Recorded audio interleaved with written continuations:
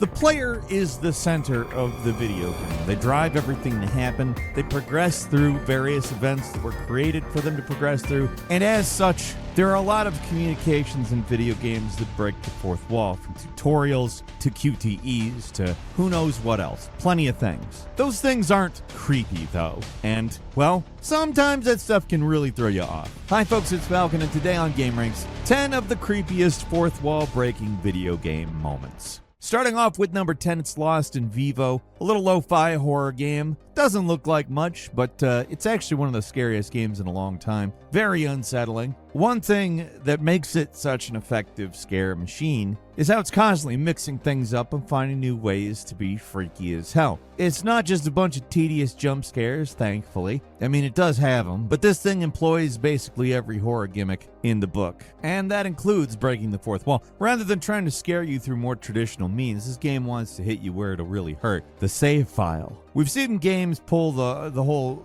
I just deleted your save, haha, gotcha. We've seen that trick plenty of times. But what makes Lost in Vivo different is how it drags it out and makes you stew about it for a while. Most horror games pull this trick and then give you a nice relief from the tension with a just kidding in some way. A moment or two later. Doesn't take long. They basically go back on it pretty immediately, but in the second episode of this game, they do not go back on it pretty much immediately. What happens is that you go into a save room, same as always, but instead of the usual message, it says save erased. Haha, funny guys, tee-hee. So you leave the room and go back into it expecting the save point to respawn, only now you can't. The lock is broken. Fun. So you just have to keep going through the game not knowing what the deal is with your save. That's when the game throws its next horror at you, trapping you in a room with unkillable monsters who, of course, kill you.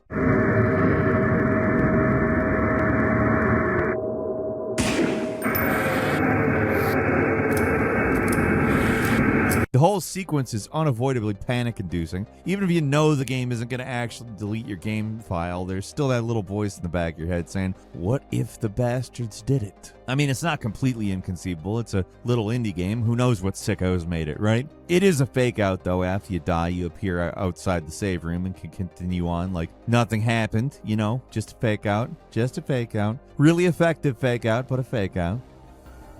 And number 9 is Pathologic 2, the transformed map. A pretty simple but really disturbing bit of UI element manipulation that doesn't do a lot, but it's unexpected and it's shocking nonetheless. After reaching a certain point in Pathologic 2, I'm not actually sure what's supposed to happen. It either triggers on a certain day or you do a specific quest.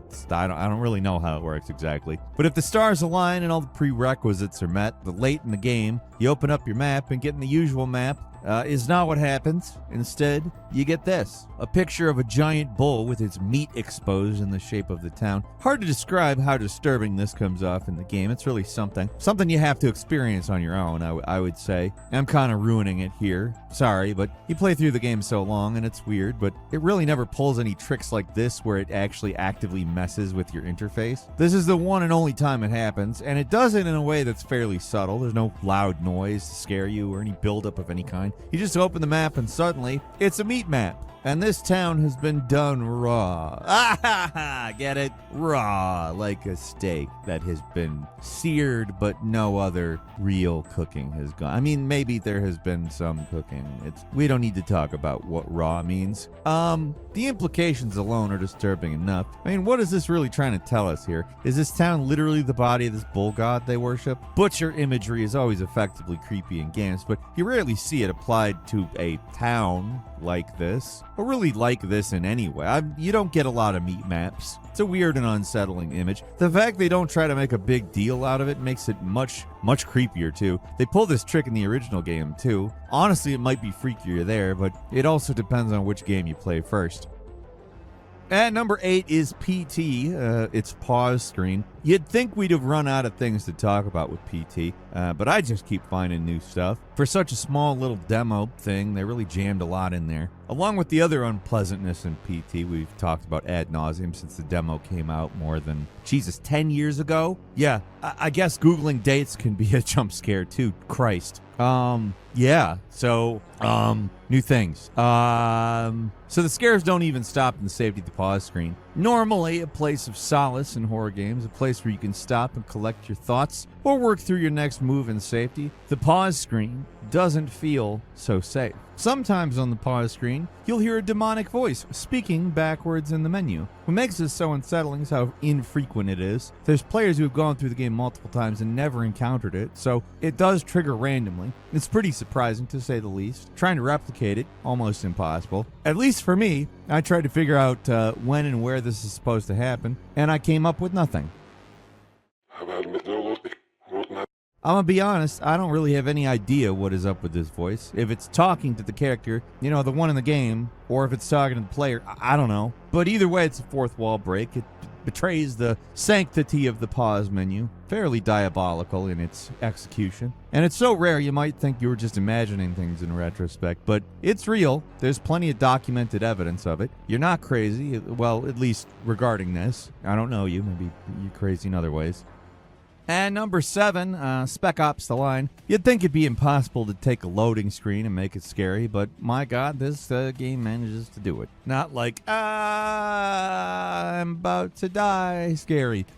It's not viscerally frightening or anything, but it's unnerving. It puts you in the off-kilter headspace of the main character, makes you question what's real, and it's using a technique that's become entirely obsolete in modern gaming. With SSDs, long loading screens are quickly becoming a thing of the past, but back in the seventh console generation, that's when Spec Ops came out. Anyway, they were ubiquitous back then. And given that real estate that they pretty much had to figure out something to do with, every game of that era, or at least pretty much every game, would impart some helpful information during loading screens to give you something to look at while nothing at all was happening. I mean, loading is actually a lot of stuff happening, but, it feels like nothing. Usually, this is just banal gameplay tips and stuff like that, and Spec Ops: The Line does actually have quite a few pretty forgettable ones, but as the mental state of the main character begins to fracture, so too does the loading screen. Instead of messages about pressing X to reload, you start seeing stuff like, do you even remember why you came here? And you are still a good person. And they get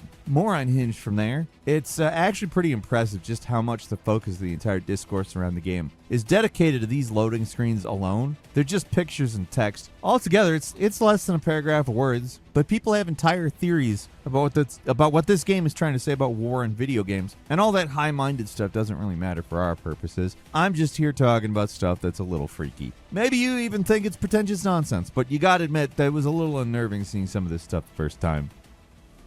And number 6 is Undertale. Now, this is a game that shatters the fourth wall at every available opportunity, but most of the time it's not scary. It can be odd, sometimes funny, occasionally sinister, but never scary. They save that for the very end, and only under extremely specific circumstances. You already know the genocide route. I don't need to explain it. But, let's say for the sake of argument, you're new to gaming. So, short version is you can play through the game by either sparing all the enemies to unlock the golden ending, which is the best one, or you can do the exact opposite and kill every enemy so that you kill everything in the entire game. Like enemies just stop appearing, towns clear out, the music stops. It's the pure evil game through that nets you the worst possible ending. How things wrap up in the genocide ending is pretty meta, also pretty confusing on its own.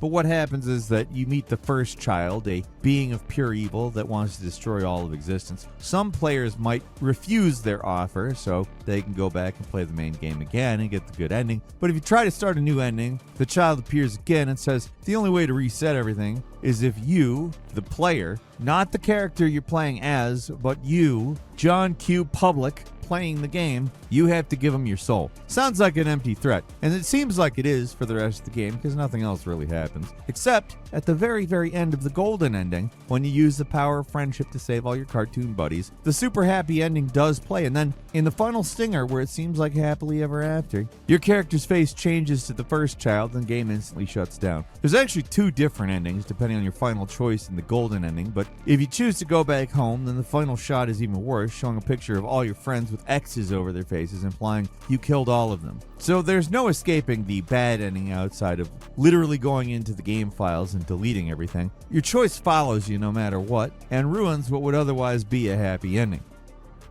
And number 5 is Pony Island. Before Inscription, there was Pony Island, in many ways the prototype for Inscription, testing out and playing around with a lot of the ideas that got developed further in that game. If you've played Inscription already, most of Pony Island's tricks will not faze you. Emphasis on most. It does save its most surprising and freaky twists until the very end. So near the end of the game, which is really more of a game within a game within a game, you have to take on a demonic computer program. Don't ask me. I'm not going to explain it. I don't even know if I fully understand it. You have to play this one to see for yourself. So this sounds like an easy task. All you have to do is pay attention to it and write whatever word it wants you to remember.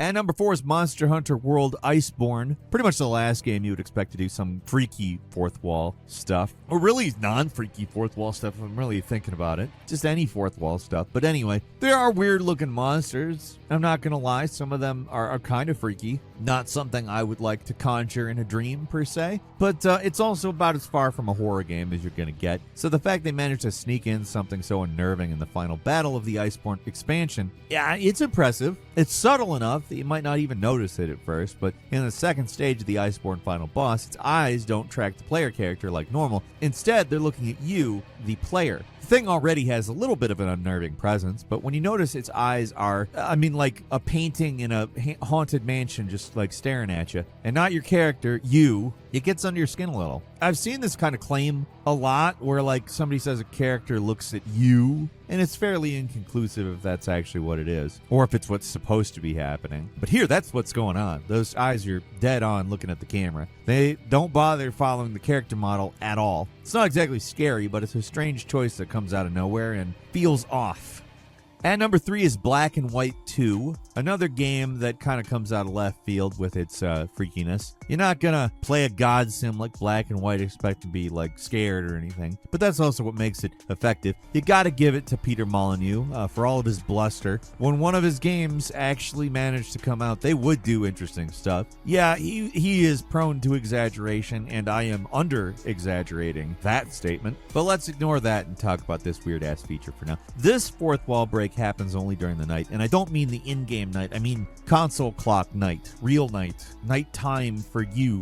When you stop the game and just sit and listen, sometimes really freaky thing happens. Inexplicably, this game will sometimes whisper your name, like literally your name. What's especially freaky about it is it doesn't take the name from your in-game profile. It does do that, but if there's nothing compatible there, it takes it from your Windows login information. So if you have a common name and use it for either your login or your profile name, it will start whispering at you totally unprompted. It's pretty creepy. Creepypasta stuff. Functionally, totally pointless though.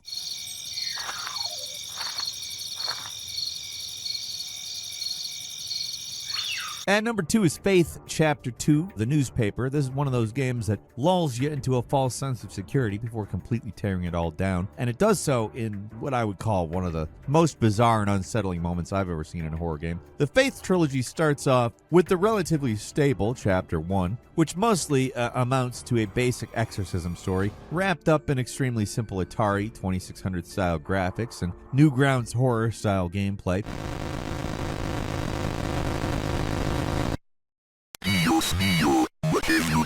Manages to be fun and interesting, but in Chapter 2, they start flexing their creative muscles, and there's a standout fourth wall breaking moment. It's really something, let's say. For most of the chapter, it's relatively the same as the first. You're exploring, solving puzzles, and exorcising demons. As the game goes on, there's some weird visual flourishes every once in a while, but nothing too unexpected. And then you find this newspaper. It is surrounded by demonic symbols, and that probably shouldn't bode too well for it. But when you pick it up, it's just your usual expository note, like any other horror game. You scroll down to read the rest, except the words start to run together, and the text just starts changing color. The writing is changing to something else, and your controller's vibrating, and what the hell, your guy just melted into a flesh puddle, and now you're wandering through a field of bodies. What is happening?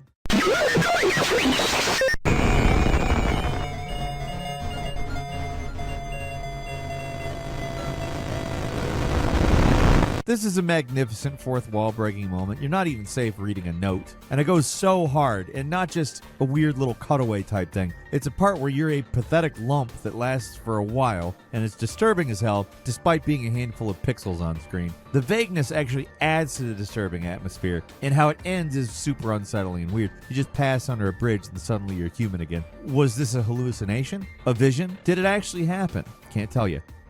And finally, at number 1 in Metal Gear Solid 2, I Need Scissors 61. Believe it or not, I sometimes say this out loud to people, and outside of the people I work with, no one has any idea what the hell I'm saying. So, it's actually an all-time classic, an obvious choice for a list like this, but I gotta mention it, because, what else could be number 1? It's one of the most memorably bizarre moments, not just in the Metal Gear Solid series, but, pretty much any game. It's also hugely influential. You gotta imagine most of the stuff on this list wouldn't exist without Metal Gear Solid 2's trailblazing efforts in the field of fourth wall breaking weirdness. I'm of course talking about the end game when you're in Arsenal gear and you start getting contacted by Colonel Campbell, only he's not quite acting like himself. I need to locate Snake. He was never factored into the simulation. Leave him out of this. Colonel, are you under orders from the Patriots? Your role, that is mission, is to infiltrate the structure and disarm the terrorists. My role? Why do you keep saying that? Why not? This is a type of role-playing game. The point is that you play out your part, and I expect you to turn in a perfect performance. It's here where it's revealed that Campbell, or the Campbell you've been talking to at very least, isn't the human character from the first Metal Gear Solid game, but an AI duplicate, and he's starting to malfunction. He's speaking in nonsense, shouting at you to turn the game console off right now. It's both actually really funny and also unsettling. Raiden, turn the game console off right now. What did you say? The mission is a failure. Cut the power right now. What's wrong with you? Don't worry, it's a game. It's a game just like usual. You'll ruin your eyes playing so close to the TV. What are you talking about? The entire fourth wall gets thrown out the window in this final sequence. Even Solid Snake gets in on the action. It's all so weird, and it's hard to tell what's supposed to be real and what isn't. The whole thing feels like a dream sequence, only it's not. And also you're naked. Not like Naked Snake either, like you're Raiden and you're nude. I need scissors! Is a thing you do not want to hear in this type of a situation. The entire ending is just one long subversion of expectations, which a lot of people argued at the time doesn't make for a particularly exciting climax, but, it's one of the most mind-melting conclusions to any game ever made. Keep in mind, this was back in 2001. This series wasn't nuts. The original Metal Gear Solid game, for all its weirdness, was mostly a straightforward story. The rest of the series is like that too, of course. They allude to fourth wall breaking things. They talk about game mechanics. I always enjoy when they tell you to press the action button. That always cracks me up no matter what. But in Metal Gear Solid 2, the fourth wall gets smashed to pieces, and it's part of the story. It's not a vision or something you can overlook. It is the main narrative. The crazy AI colonel shouting out, "I need scissors, 61, is the game. In a game full of strange turns, it's the absolute peak of madness, and it's glorious and a little disturbing to be